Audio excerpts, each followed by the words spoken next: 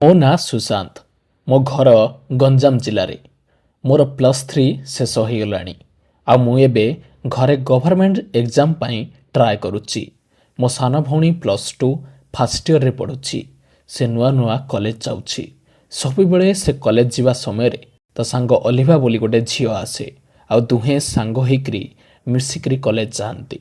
ଏମିତି ସବୁଦିନେ ଦୁଇ ଜଣ ଯାକ ଏକା ସମୟରେ ସାଙ୍ଗ ହେଇକରି କଲେଜ ଯାଆନ୍ତି। ଅଲିଭା ସବୁବେଳେ ଆସି ଆସି ମୋ ଚିହ୍ନା ହେଇଗଲେଣି। ବେଳେବେଳେ ଆମ ଝିଅ ଟିକେ ଲେଟ୍ରେ ବାହାରେ ଆଉ ଅଲିଭା ତାକୁ ଅପେକ୍ଷା କରିକରି ଆମ ବେଡ୍ ଉପରେ ବସେ। ମୁଁ ବହୁତ ଦିନରୁ ଅଲିଭାକୁ ଦେଖିକରି ଲାଇନ୍ ମାରୁଛି। ସେ ହେଲେ ମୋତେ ଟିକେ ଟିକେ ଲାଇନ୍ ଦେଉଛି, କିନ୍ତୁ ତାର ସାଙ୍ଗର ଭାଇ ଭାବିକରି ବୋଧେ ଟିକେ ଭୟ କରୁଛି କି କ'ଣ, ସେଥିପାଇଁ କହିପାରୁନି। ମୁଁ ବହୁତ ଦିନରୁ ଅଲିଭାକୁ ସୁଯୋଗ ପାଇଲେ ଗେହିବା ଆଉ ତା ଛୋଟ ଛୋଟ ଲେମ୍ବୁ ଭଳିଆ ଦୁଧକୁ ଚିପିବି ବୋଲି ସୁଯୋଗ ଖୋଜୁଛି, କିନ୍ତୁ ମୋତେ ସହଜରେ ମିଳୁନଥିଲା। ବେଳେବେଳେ ମୁଁ ଭୟ କରେ କାଳେ ମୋ ଝିଅ ଦେଖିଦେବ ବୋଲି। ଆମ ଘର ଲାଇଟ୍ ଯଦି ଅଫ୍ କରିଦେବ ତାହେଲେ ଚାରିଆଡ଼େ ଅନ୍ଧାର ହୋଇଯିବ। କମ୍ ସେ କମ୍ 8 ମାସ ହେଇଗଲାଣି ମୁଁ ତାକୁ ଗେହିବି ବୋଲି ପ୍ଲାନ୍ କରୁଛି, କିନ୍ତୁ ସାହସ ପାଏନା। ଅଲିଭା ଦେଖିବାକୁ ବହୁତ ଗୋରା ଆଉ ବୟସ ହେଲେ ବେଶୀ ହେଇନି। ନୂଆ କି କଲେଜ ଡ୍ରେସ୍ ପିନ୍ଧୁଛି ଆଉ ଦୁଧ ହେଲେ ଟାଇଟ୍ ହେଇକି ଡ୍ରେସ୍ରେ ଫୁଟିକି ଦେଖାଯାଉଛି। ଏସବୁ ଦେଖିକି ମୁଁ ଆଉ ସମ୍ଭାଳି ପାରେନି।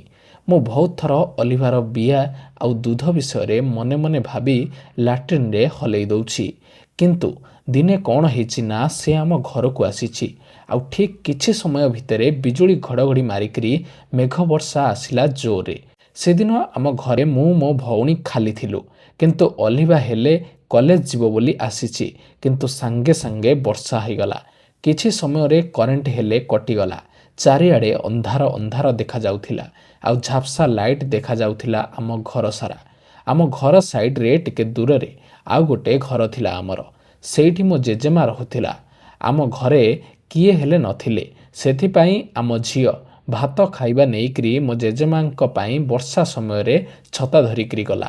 ଅଲିଭାକୁ କହିଲା ଟିକେ ଠିଆ ହୋଇଥା, ମୁଁ ଆସୁଛି। ଠିକ୍ ସେତିକି ବେଳକୁ ମୋତେ ସୁଯୋଗ ମିଳିଗଲା।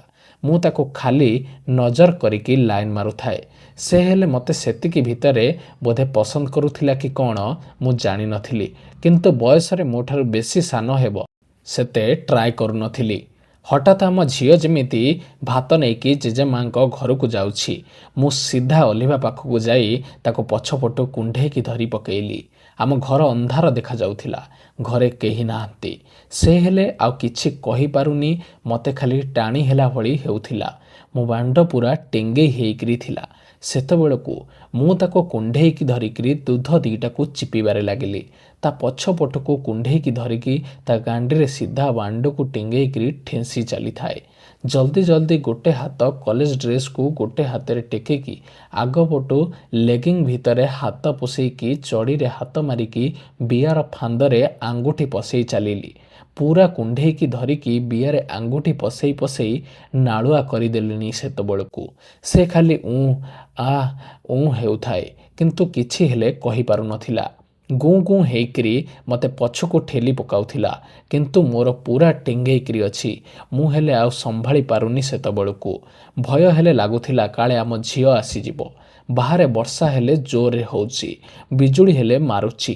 ଇଚ୍ଛା ହେଉଥିଲା ବହୁତ ପ୍ୟାଣ୍ଟ ସାର୍ଟ ଖୋଲିକରି କଲେଜ ଡ୍ରେସ୍ ଆଉ ଅଲିଭାର ଚଡ଼ି ଖୋଲିକରି ତାହାର ଛୋଟ ବିଆକଣାରେ ଆଙ୍ଗୁଠି ପଶେଇକରି ଗେହିବାକୁ। କିଛି ସମୟ ଏମିତି କରିବା ଭିତରେ ମୁଁ ତାହାର ଲେଗିଂକୁ ହାଲକା ଖସେଇକି ଜବରଦସ୍ତି କରିକି ତାକୁ ଟିକେ ନୁଆଇଲା ଭଳି କରିକି ତା ଗାଣ୍ଡି ସନ୍ଦାରେ ପଶେଇଲି। ସେ ହୋଇକି ଚିଲଉଥାଏ। ମୁଁ ଖଟ ସାଇଡ଼ରେ ମାଡ଼ି ବସିକି ସେମିତି କଲେଜ ଡ୍ରେସ୍ ଉପରେ ଗେହି ଚାଲିଲି। ଆମ ଝିଅ ସେଇଠୁ ଆସିଲା ଭଳି ମୋତେ ଲାଗିଲା। ସେଇଠୁ ମୁଁ ସାଙ୍ଗେ ସାଙ୍ଗେ ତାକୁ ଛାଡ଼ିକରି ଆସି ବାହାରେ ଦେଖିଲି। ଟିକେ ସମୟ ପରେ ଆମ ଝିଅ ହେଲେ ଆସିଲା। ମୋତେ ଭୟ ଲାଗୁଥାଏ କାଳେ କହିଦେବ କି କ'ଣ ବୋଲି। ସେ ହେଲେ ତାହାର ଡ୍ରେସ୍ ଭଲରେ ପିନ୍ଧି ପକାଇଲା ତରତର ହେଇକରି। ବହୁତ ସମୟ ଯାଏ ଖାଲି ଭୟ କରୁଥାଏ ସେ। ସେଇଠୁ ବର୍ଷା ଛାଡ଼ିଲା। ଦୁଇ ଜଣ ଯାକ ମିଶିକି କଲେଜ ଗଲେ। ମୁଁ ଶୋଇକି ଖଟ ଉପରେ ଭାବି ଭାବି ହଲେଇଲି। କିନ୍ତୁ ଆଉ ଗୋଟେ ଦିନ ମୋ ଜେଜେମା ଘରେ ତାକୁ ଗେହିଲି କୋଳରେ ବସେଇକରି। ଆଉ ଗୋଟେ କାହାଣୀରେ କହିବି। ଯଦି ଆମ କାହାଣୀଟିକୁ ଶୁଣିବାକୁ ଆପଣମାନଙ୍କୁ ଭଲ ଲାଗୁଛି ତେବେ ଚ୍ୟାନେଲଟିକୁ ସବସ୍କ୍ରାଇବ୍ କରନ୍ତୁ।